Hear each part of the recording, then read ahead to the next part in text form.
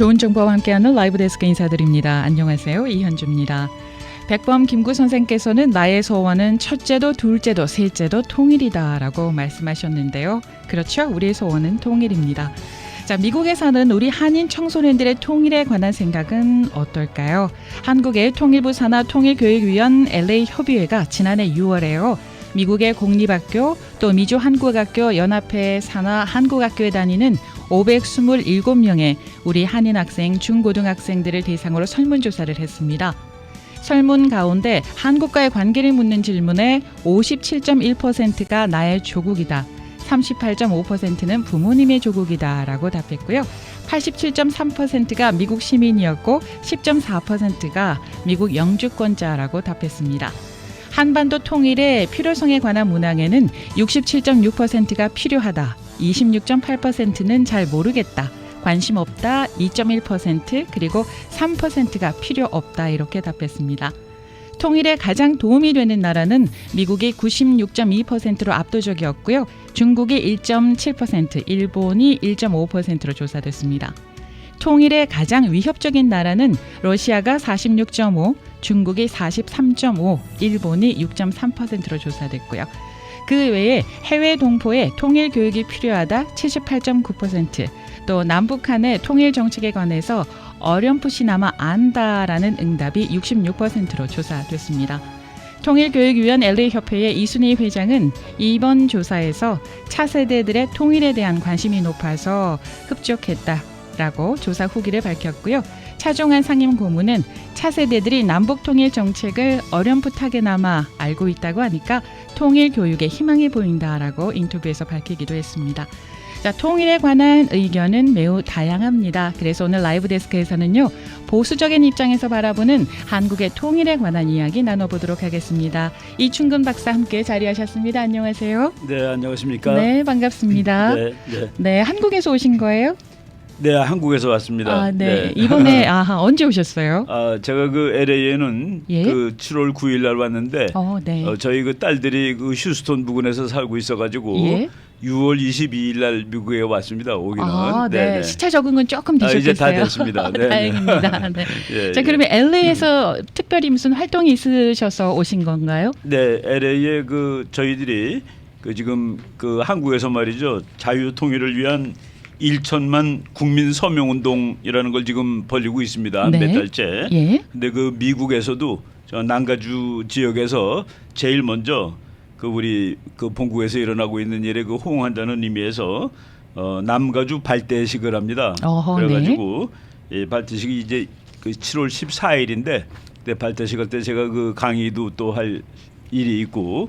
그래서 지금 오게 됐습니다. 7월 14일이면 오는 목요일이네요. 목요일입니다. 네, 네네. 목요일에 오는 목요일 오후 5시 30분 가든 스위트 호텔에서 그 행사가 열리게 되는데 네네. 이 행사에서 이제 강의를 하시게 되셨네요. 그러니까. 예, 강의도 하고 이제 그 서울에서 이제 그 이렇게 그 전부 다 이 서명을 받기 위해서 예? 조그만 책자를 만들었는데 네. 그 책자 한 권이 100명입니다. 네. 그래서 100명을 사인 받을 사람, 어떤 사람은 또 나는 1000명 할 수 있다. 네. 그래서 저희들이 100부장, 1000부장 해가지고 그 볼런티어들이 이제 나왔습니다. 그래서 네. 그들을 그 임명하는 임명식도 함께 하는 그런 기회를 갖도록 하겠습니다. 네.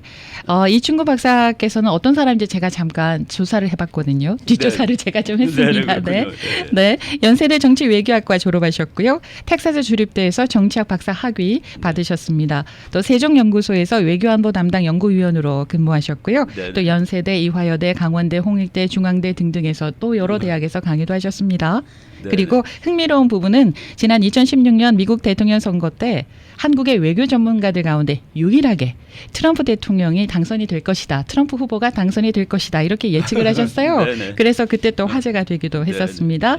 그리고 지난 2017년부터 유튜브 채널 운영하고 계시네요. 이충근 TV 맞습니까? 이충근의 국제정치라고 되어 있습니다. 네, 이충근의 국제정치 유튜브 창에 들어가서 이제 검색하면은 많이 보실 수가 있는데 주로 외교, 군사, 안보 관련 이슈를 다루는 국제 문제만 하고 있습니다. 네네, 국제 외교 통일다라고 말씀드려도 되겠습니까? 네네, 그렇습니다. 네, 자 이런 아주 쟁쟁한 분을 모시고 얘기를 나누게 되는데요. 이번에 강의하실 내용을 잠깐만 여기서 이제 나눠봐도 될까요? 네네네, 그렇습니다. 네. 제가 그 아무래도 한반도 그 통일 문제는 이 국내 문제 또는 한반도 문제이기 이전에 국제 정치 문제입니다. 그렇죠. 그래서 그 한반도 그렇죠. 통일이 될 것이냐 말 것이냐를 논하기 위해서는 한반도의 국제 상황을 우리가 분석을 해야 되는데 지금 그 국제적으로 대한민국이 통일의 또 다른 그 좋은 상황으로 조건이 좋은 방향으로 이제 그 움직이고 있는 그런 느낌이 듭니다. 네. 그래서 그런 거를 우리 동포들에게도 설명드리고 또 이제 뭐 우리들이 어떻게 노력을 하면은 좋은 일이 일어날 수 있을 것인지를 말씀드리려고 합니다. 네네. 우선 뭐 외교, 군사, 안보 관련 이슈에 관해서는 네네. 전문가시니까 지금 북한 상황을 보면 좀 어떻습니까? 지금 북한이 어렵습니다. 아주 어려운 상황인데 이제 그 어려운 상황이 이렇게 그 널리 공개적으로 잘 알려지지는 않고 있습니다. 우리가 그 하나의 그 아주 심각한 예를 든다면은 북한은 군사 국가라고 얘기를 합니다. 예. 그 북한 스스로가 선군 정치의 나라라고 얘기를 하는데 모든 것에 군이 앞선다라는 그런 의미입니다. 선군 정치가. 아하. 그런데 이제 2020년입니다. 지금 한 2년 됐죠. 2020년 4월 1일 날 그 김정은이 직접 그 장교들을 마놓고 그 사과를 했습니다. 무슨 사과를 했냐면은 식량 사정이 너무나 나쁘기 때문에 네. 앞으로 한시적이나마 한 달에 열흘치 식량을 줄 수밖에 없게 되어서 죄송하다. 열흘치 식량 한 달에 열흘치. 한 달에 열을 치면은 그러니까 지금 우리들이 흔히 말로 하면 하루에 한 끼를 주겠다는 얘기입니다. 네. 공산 국가는 우리 자유주의 국가랑 뭐가 다르냐면은 국민의 밥까지 정부가 책임지는 것이 공산 국가입니다. 네. 근데 밥까지 책임지는 나라가 그리고 선군이라는 나라가 장교들한테 그것도 사병도 아니고 일주일 저 한 달에 열흘치 식량을 줄 수밖에 없다. 물론 이제 한시적이라고 얘기를 했습니다. 그래서 그 10월 1일 정도 되면은 이제 추수도 시작되고 또 그래서 이제 6개월 정도 그렇게 얘기를 했는데 저희들이 쭉 추적을 했습니다마는 10월 1일부터 그 식량 사정이 더 개선이 돼 가지고 다 주게 되었다는 얘기를 사실은 듣지를 못했습니다. 그리고 그해 여름에 뭐 어마어마한 홍수가 나 가지고 북한이 가장 소중하게 여기는 이 핵실험 시설에까지도 물이 찼다라는 그런 뉴스가 나올 정도로 그 북한이 어렵습니다. 그리고 코로나 바이러스가 지금 창궐을 하고 있는데 북한에서는 뭐 전혀 자기네들은 환자가 없다라고 얘기할 정도고 있어봤자 뭐 겨우 불과 수십 명 단위의 인명 피해밖에 없다라고 얘기를 하는데 그런 것들도 지금 아주 북한이 믿을 수 없는 그런 어려운 상황으로 지금 가고 있습니다. 제2의 고난의 행군이다. 뭐 이런 얘기도 계속 그렇죠. 들리고 있었거든요. 고난의 행군 정도가 아니라 뭐 거의 지금 국민들은 정부는 우리 먹고 사는데 지금 북한이 굶어 죽지 않는 유일한 이유가 북한 사람들이 먹고 사는 거를 풀어줬습니다. 그러니까 이제 공산주의를 우리가 쉬운 얘기로 하면은 모두가 집토끼인데 네. 주인이 토끼한테 풀을 뜯어다 주질 못하게 됐다 보니까 니네들이 나가서 알아서 먹고 살라. 그게 이제 북한판 자본주의인데 장마당인데 장마당을 통해서 먹고 살고 있습니다. 그러니까 북한 주민들이 내가 먹고 사는데 국가는 개입하지 않았으면 좋겠다. 네가 뭘 해도 다 좋으니까 그래서 국민 따로 나라 따로 뭐 이런 식이 돼가고 있는 것이죠. 그래서 여러모로 봤을 때 북한이 그 하나의 정치 체제로서 국가로서 그 마지막 단계에 와 있는 것 같다라는 느낌이 많이 듭니다. 네네. 네. 그런 단계까지 가면은 통일이 멀지 않았을까요? 이제 그 통일이라는 거가 예. 이제 우리가 쉽게 말을 하지만은 그 두 개의 주권을 가진 정치 체제가 하나로 되는 일입니다. 그렇기 때문에 이 세상의 모든 통일은 뭐 다 전쟁이라고 봐도 됩니다. 전쟁에 이긴 나라가 통일을 하는데 최근에 와서 독일의 사례가 전쟁 없이 통일을 했는데 그것도 이제 우리가 거기 자세히 보면 한 체제가 망한 겁니다. 그렇죠. 한 체제가 그렇죠. 망했기 때문에 통일이 네네. 된 것이거든요. 그래서 이제 지금 북한 체제가 거의 그 기능을 못하고 국민을 못 먹여 살리는 체제가 된 겁니다. 네. 그래서 이제 우리가 이제 통일이 그냥 단순히 국제정치학적으로 계산해서 뭐 우리나라의 안전과 뭐 이익의 그런 것이 아니라 이제 북한 주민을 구원해야 된다라는 그런 사명까지 가지는 시대가 됐습니다. 70년이 되다 보니까 북한의 이 대한민국하고 북한하고 피가 같은 민족인데 지금 한국의 젊은이들이 북한 젊은이들보다 키가 한 15cm쯤 그럼요. 큽니다. 엄청 차이가 많이 나죠. 네. 그러니까 그 같은 한민족인데 이거 완전히 달라진 거예요. 그래서 이거 더 이상 방치할 수 없는 상황까지 간 것이죠. 네네. 지금 유튜브 창 댓글에 이충근 박사님 열혈 팬입니다. 항상 유튜브 청취하고 있습니다라고 해주시면서 네. 텍사스를 거쳐 LA까지 오셨습니다. 1000만 서명 열렬 지지합니다라고 아유, 댓글도 고맙습니다. 달아주셨어요. 네. 반응이 아주 좋습니다. 인기가 많으세요.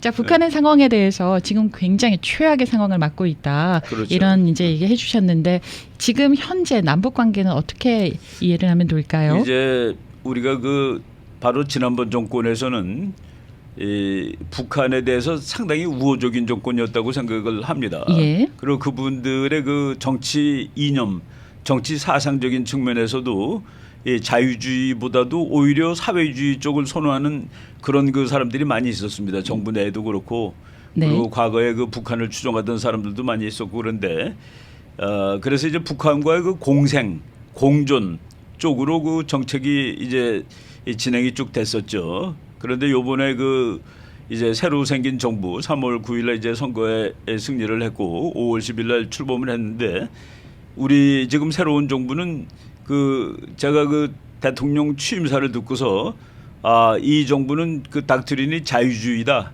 자유주의다. 그 대통령 취임사에서 그 통일이란 말이 한마디도 안 나왔는데 그거를 다른 말로 둘러서 표현을 했는데 자유를 잃고 억압받는 사람들 그런 사람들한테 자유를 확산시키겠다라고 이제 얘기를 했고 그 자유와 확산은 우리 힘만 가지고 하는 것이 아니라 자유세계 모든 나라와 함께 힘을 합쳐서 하겠다라고 얘기를 했습니다. 그래서 내가 저 통일을 저런 식으로 둘러서 말을 했다라고 보는데 그래서 그 북한과의 관계는 북한은 아무래도 당하는 입장이 되니까 북한이 상당히 그 초조한데 재미있는 사실은 지난번 대통령은 북한에 대해서 상당히 그 우호적인 그 입장을 보였는데도 불구하고 아주 그 입으로 담을 수 없는 그런 노골적인 상스러운 언사로 이제 인격 모독을 하고 그랬었습니다. 뭐 다 아시겠지만은 그런데 새로 이제 된 대통령에 대해서는 개인적으로는 단 한마디도 비난을 지금 안 하고 있는 상황입니다. 네.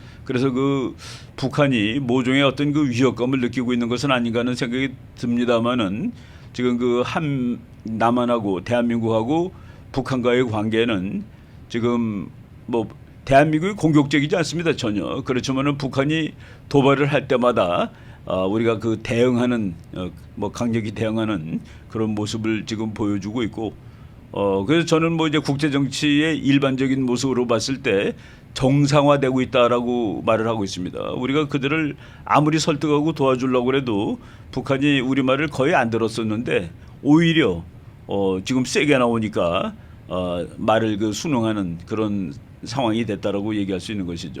네네. 앞서 댓글 달아주신 분이 지금 굉장히 열렬한 팬이신가 봐요. 계속 이제 댓글 달아주시는데 전광훈 목사님과 함께 열렬히 활동하심을 두 팔 높이 들고 찬양합니다. 이렇게 네, 얘기해 주셨습니다. 네. 자, 그러면 한국과 미국의 관계에 대해서는 또 어떻게 우리가 풀어나갈 수 있을까요? 지금 한국과 미국이 사실 그 대한민국은 미국이 만들어준 나라입니다. 네.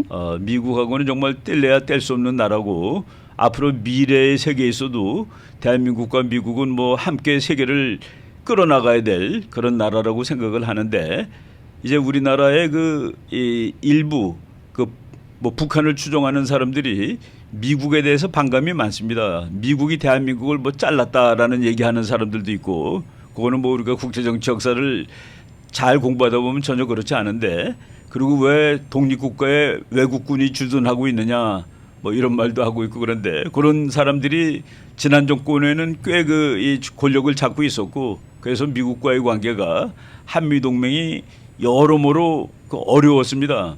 그러니까 우리가 그 한미동맹을 아주 그 노골적으로 말씀드리면은 동맹이라는 것은 이 적이 같은 나라가 친구가 아닙니다. 적이 같은 나라, 공통의 적을 공유하는 나라가 그 적이 도발했을 경우에 함께 군사적으로 대응한다. 그게 동맹입니다. 그 공통의 적은 누구냐? 6.25 때 북한이 도발했고 그 뒤에 소련과 중공이 있었습니다.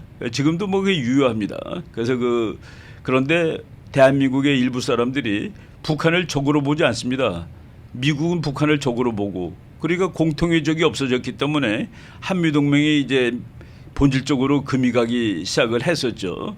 그런 정권이 뭐 이제 지난번에 그 한두 번 있었는데 지금 다시 대한민국의 그 안전이라든가 통일 문제를 위해서는 한미동맹이 강화돼야 된다라는 그 확실한 입장을 가진 정권이 그 지금 현재 윤석열 정부라고 얘기를 할 수가 있습니다. 그래서 한미동맹은 아주 급속도로 회복이 되고 있고 그리고 또 한반도 주변 국제 관계가 그 대한민국의 안전 그리고 통일을 위해서 유리하게 진행되고 있다고 보여집니다.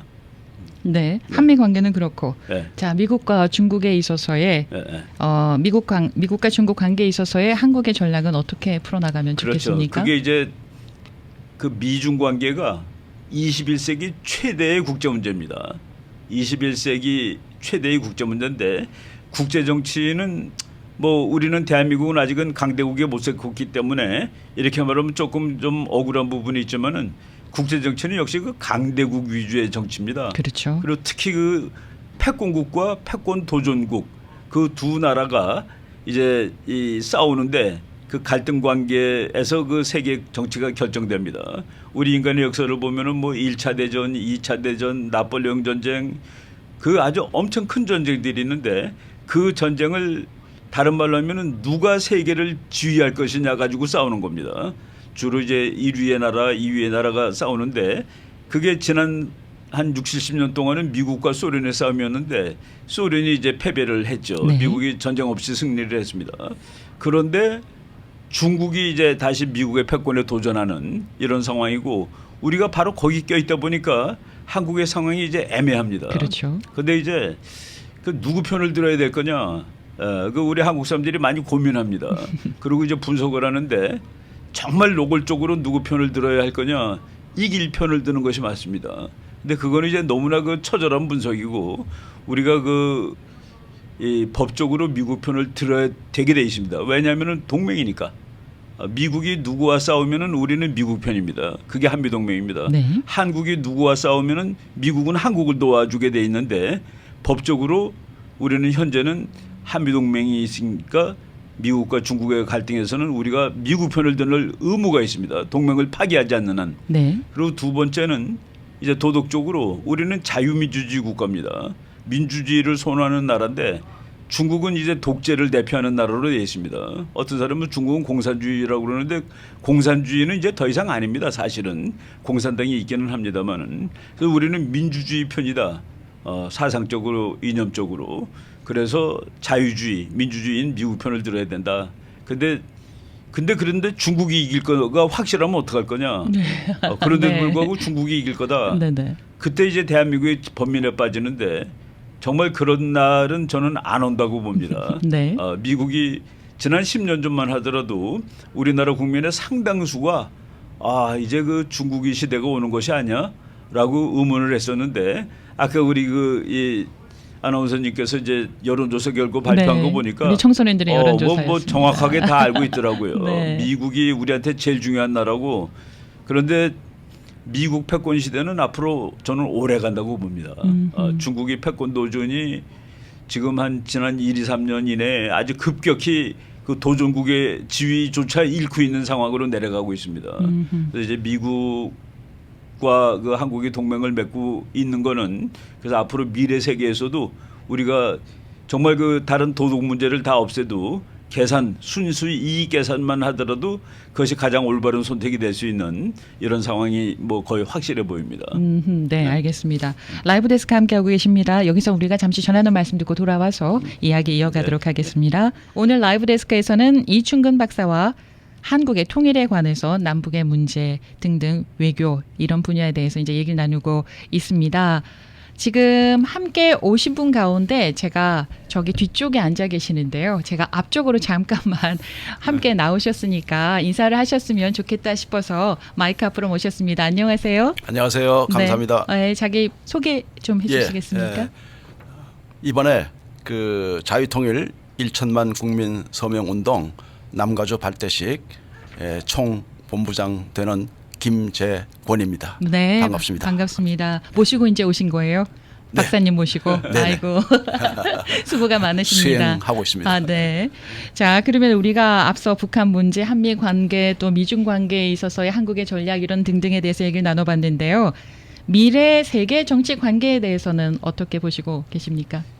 이제 그 지난 한 70년 동안은 냉전 시대라고 얘기를 합니다. 예. 냉전 시대 때 우리나라 모든 사람들은 이제 미국을 너무 좋아했고 아주 다 우리가 미국 편이었죠. 네.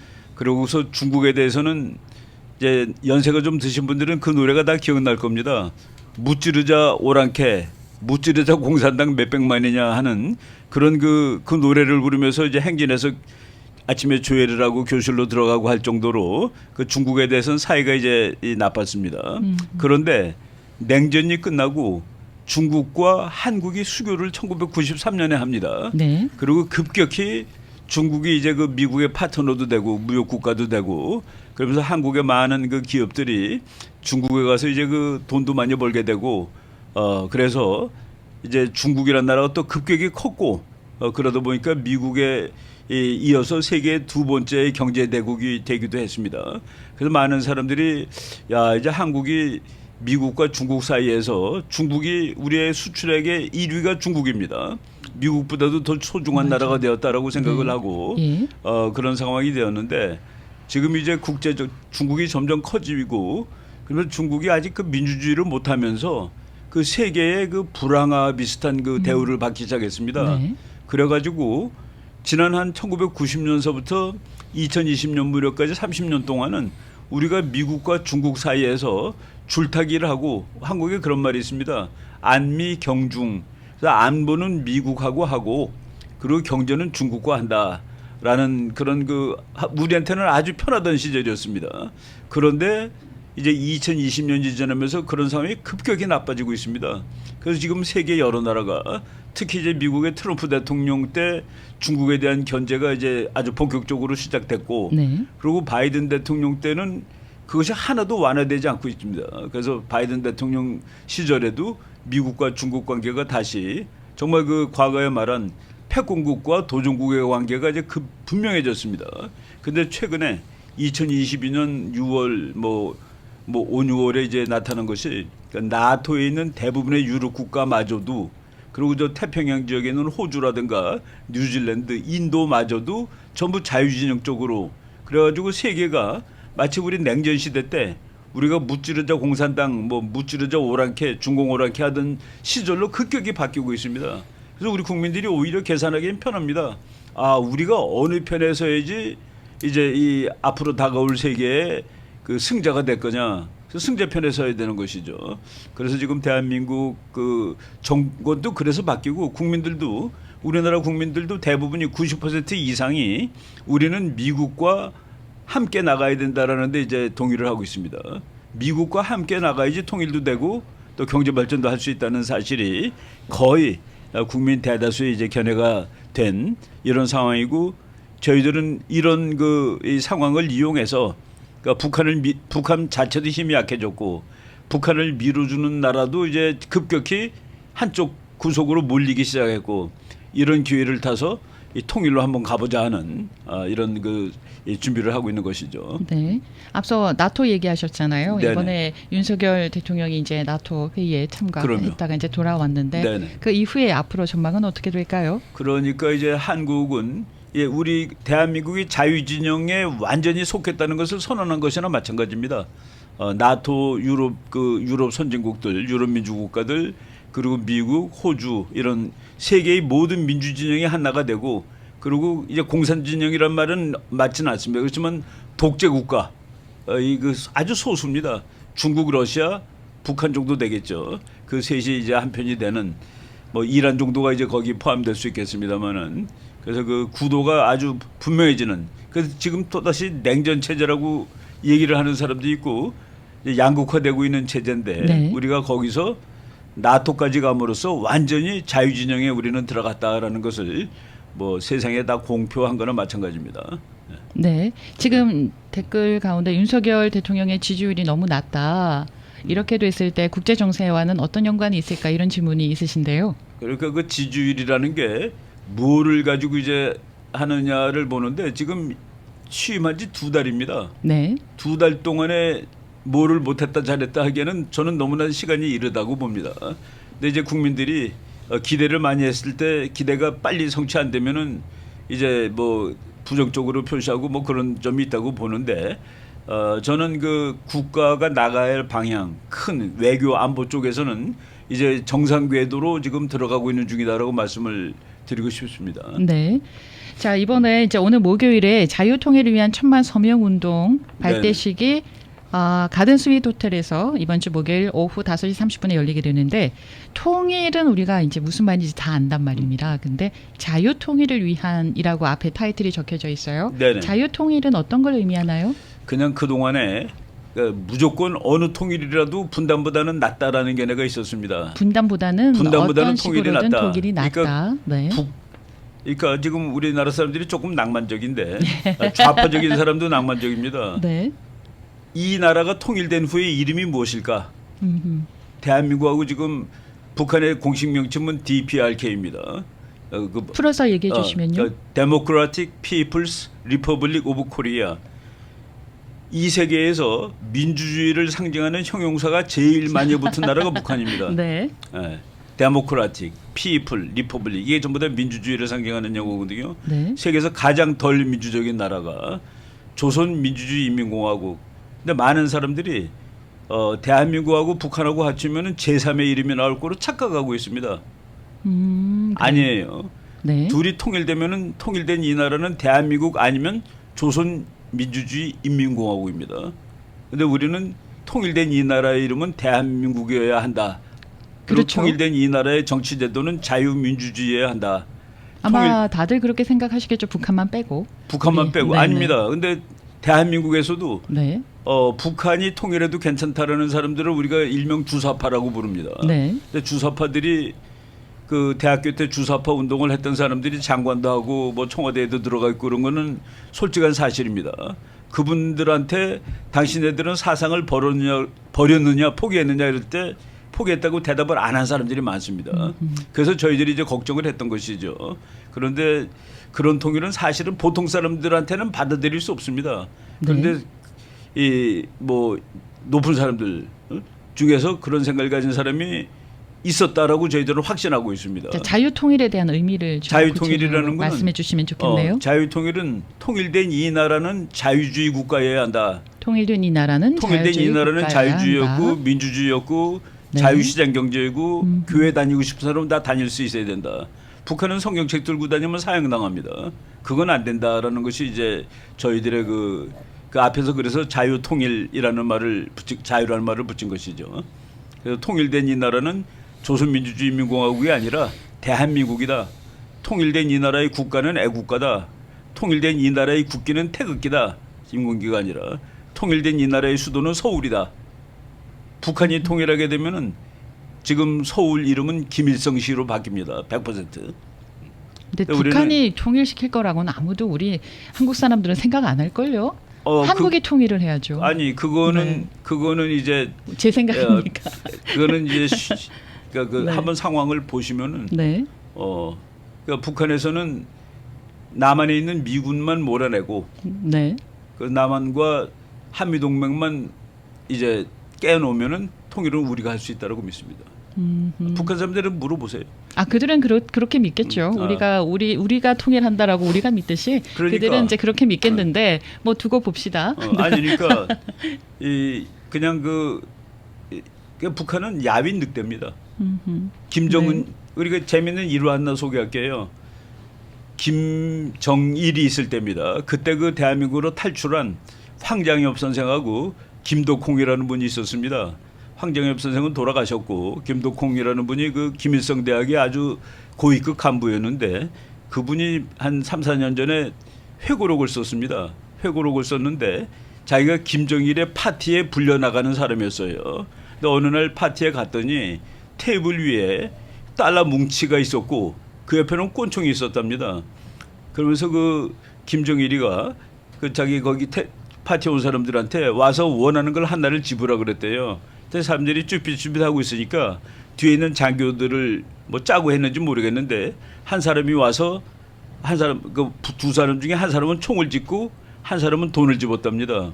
그 김정일이가 물어봤어요. 그 설명을 하라. 네가 왜 그걸 집었는지. 그러니까 돈을 집은 장교가 수령님 이 돈이 있으면 저 권총을 살 수 있습니다라고 대답을 했습니다. 그러니까 그 김정일이가 그거 말 되는 소리야. 그런데 이제 권총을 집은 사람이 권총을 집은 장교한테 자네는 왜 권총을 집었나 그랬더니 수령님 이 권총이 있으면 저 돈을 다 뺏을 수가 있습니다라고 얘기를 하더래요. 네. 그러니까 김정일이가 이걸 딱 치면서 자네가 우리나라의 대전략을 이해하고 있구만. 김정일이가 그렇게 말한 적이 있습니다. 네. 남조선에는 기름과 쌀이 많다. 우리는 그것이 없다. 그렇지만은 남조선 저것은 겁쟁이들이기 때문에 총 한 방 쏘면 다 도망간다. 그래서 우리는 남조선을 쉽게 이길 수 있다. 제가 그 대학에서 미국 외교 정책이라는 과목을 가르치고 어느 날 퀴즈 문제를 냈습니다. 오늘 미국하고 한국 관계가 단절된다면은 어떻게 될 거냐? 그랬더니 학생이 내일 전쟁이 날 겁니다라고 씁니다. 네. 그게 그 간단한 상황이 아닙니다. 한미 동맹 그 끈 하나로 사실 버티고 있다고 말해도 되는데 평화 선언을 하게 되면 한미 동맹이 내일 끝나는 겁니다. 종전 선언하게 돼도 내일 끝날 수 있습니다. 뭐 내일은 아니겠지만은 전쟁이 끝나는데 미국은 왜 있니? 평화 협정을 맺었는데 한미 동맹은 뭐야? 이것이 아주 다 꼬이게 되는 겁니다. 네. 자, 지금 자유통일을 위한 천만 서명 미주 대회를 이제 개최하신다고 하셨는데요. 이 행사에 대해서 얘기해 주시겠어요? 김재권 총괄 본부장님? 네. 7월 14일 이제 오는 목요일이죠. 예. 그 가든 스위트 호텔 2층에서 5시 30분에 발대식을 남가주 발대식을 거행하게 됩니다. 네. 거행을 하게 되면 그 다음에는 어떤 일들을 하실 예정이신가요? 그래서 이제 발대식을 남가주에서 하고요. 네. 또 전 미국의 뉴욕이라든가 뭐 또 그다음에 아틀란타라든가 휴스턴이라 이런 데도 이제 각 그 지역에 저희와 연관이 되어 있는 그런 그 조직들이 있습니다. 이제 거기서도 이제 발대식을 해서 저희가 미국에서 10만 서명을 받을 생각이고요. 네. 이 남가주에서 이제 5만 그리고 나머지 주에서 5만 예. 그래서 10만 하고 가능하면은 이제 우리 LA 쪽에서 한 2만 5천 그다음에 오렌지 카운티 그다음에 저 샌디에고에서 한 2만 5천에서 이제 토탈 10만을 해서 서울에 보낼 그런 계획을 갖고 있습니다. 네네. 지금 지금도 서명을 뭐 하신 분들도 계실 거잖아요. 그럼요. 네. 해 나가고 있고 앞으로도 계속 받으실 것이고. 그러면은 한국으로 이제 서명한 거를 가져가게 되면 한국에서는 이걸 뭐 어떻게 하실 이제 예정인가요? 한국에서 이제 1,000만 서명이 이제 완성이 되면은 이걸 가지고 이거는 사실 힘이거든요. 힘과 조직. 이 힘과 조직이 있을 때 변화가 일어날 수 있거든요. 그래서 이걸 가지고 우리 미국 워싱턴에도 이제 우리가 뭐 좀 다른 말로 하면 이제 압력을 좀 넣을 수도 있고 네네. 이렇게 한국민 1,000만 명이 이걸 원하고 있다. 네. 또 이제 윤석열 대통령에게도 우리가 얘기할 수가 있는 그런 하나의 막강한 이제 힘이 되는 거죠. 네, 1,000만이 서명을 해서 그 서명하는데 이제 여러 가지 그 이유를 이제 그 용제 다 들어가 있습니다. 그래서 이걸 보면은 이렇게 우리 1,000만 국민이 이것을 원한다 하는 것을 이제 저희들이 만방에 이제 알려주는 거죠. 네. 네. 혹시 여기에는 아무나 그냥 가면 되나요? 아니면 미리 예약을 해야 되나요? 지금 저희가 예약은 받진 않고요. 네. 지금 남가주에 있는 한 20개 이상 단체가 주관하는 것으로 되어 있고요. 이 단체에 이제 그 멤버들이 참석을 하게 됩니다. 아하, 그러면은 네. 그 단체에 소속돼 있는 분들은 다 아시겠네요. 그렇죠. 행사가 네. 있다는 사실을. 맞습니다. 아하, 그럼 일반인이 그냥 뚜벅뚜벅 걸어가서 갈 수는 없겠습니다. 자리가 없어서. 그죠? 이제 그거는 뒤에 서서라도 뭐 그럼요. 참가하고 싶다 하시는 분들은 네, 가시면 네. 되겠습니다. 네, 오늘 가야 14일 목요일 오후 5시 30분 가든 스윗 호텔에서 행사가 열립니다. 자유통일을 위한 1,000만 서명운동. 얘기를 듣고 보니까 자유통일을 위한 1,000만 서명운동은 그러니까 남한에서 통일을 추진하자 뭐 이 얘기 아니겠어요? 맞습니다. 네네. 아마 많은 분들이 당연한 얘기입니다라고 생각을 하실 거라고 생각이 들어요. 자, 우리 이충구 박사님 목사님 끝으로 이제 시간이 네네. 몇 분 안 네네. 남았는데 우리 청취자분들께 예. 하시고 싶은 얘기 있으시면 좀 해주시겠어요? 예, 제가 저도 뭐 미국을 이제 지금 한국에서 거주하고 있지만은 미국에서 이제 오래전에 공부를 했고 제가 공부를 텍사스 대학에서 했습니다. 예. 그 텍사스 대학에서 하면서 그래서 그 LA를 한국에 이제 가는 김에 들려서 한 며칠 있었던 것이 바로 1988년 올림픽 하던 해 7월 달이었습니다. 네. 네네. 바로 이 무렵이었어요. 예. 네, 하여간 30 몇 년 만에 와 보니까 우리나라 물론 중간에도 온 적은 있습니다만은 우리나라 동포 사회가 어마어마하게 커졌고 네. 그리고 이제 좀 자랑스럽습니다. 대한민국 그래요? 국민들이 이제 미국에서도 뭐 가장 앞서가는 미국 시민이 되고 있다는 사실 다 감동을 받았고 그래서 이분들이 힘을 합쳐주면은 대한민국 본국이 원하는 일들 자유 통일되게 되면은 뭐 대한민국의 경제 발전이라든가 국가 안보라든가 이것이 대폭 상황이 개선되는데 그 미국에 계시는 분들이 정말 엄청난 그 능력을 발휘해 줄 수가 있겠다라는 생각을 합니다. 네. 아주 쉬운 예로 여기 계시는 분들이 정치적으로 힘이 세지면은 미국 하원이나 상원에 뭐 다른 거 필요 없다. 우리 미국은 한 번 더 통일을 지지한다. 그쪽으로 좀 이제 이 세계 정치를 몰아가겠다라는 말 한마디만 해주더라도 그게 우리한테 얼마나 큰 힘이 되겠습니까? 네. 아까 그 여론조사에 우리 이 청소년들이 한국 통일에 도움이 되는 나라가 90%가 미국이라는데 네. 그건 너무나도 정답입니다. 네네. 그래서 이 정치학적으로도 국제정치학적으로도 한국의 통일을 가장 지지하는 나라는 미국입니다. 사실은 중국은 정말 반대해요. 당연히 그렇죠. 옆에 큰 나라 생기는 게 너무 싫거든요. 네. 일본도 싫어요. 한국에 커지는 게 좀 불편하단 말이죠. 그래서 우리 젊은 친구들이 정확히 알고 있고 그런데 이것을 알고 있는 거를 떠나서 우리 만들어 보자 한번 좋은 조국을 만들어 보자 하는데 특히 LA 계시는 많은 분들이 좋은 그러니까 열심히 하셔가지고 좋은 결과를 내는데 큰 힘이 돼주시기를 간곡히 부탁드리겠습니다. 고맙습니다. 네. 그리고 김재곤 총괄 본부장께서도 한마디 해주시겠어요? 청취자분들께. 이번에 상당히 중요한 그런 모멘텀입니다. 네. 많은 분들이 이번 발대식에 참석을 못하셔도 저희 본부에 연락을 해주시면은 서명 용지를 드리고 또 띠도 있고요, 네. 배너도 있습니다. 예, 그래서 지금 한국에서는 12,000개의 파라쇼를 만들어서 전국에 지금 이제서 서명 운동을 받고 있는데 우리는 그렇게까지는 못해도 여러분들 우리 동포 여러분들께서 힘을 합해 주시면은 10만 쉽게 되리라고 생각합니다. 네. 감사합니다. 고맙습니다. 네. 라이브 데스크 함께 하고 계십니다. 오늘은 이충근 박사와 얘기 나눠봤고요. 그리고 김재곤 총괄 본부장으로부터 오는 목요일에 있을 행사에 관한 자세한 내용도 알아봤습니다.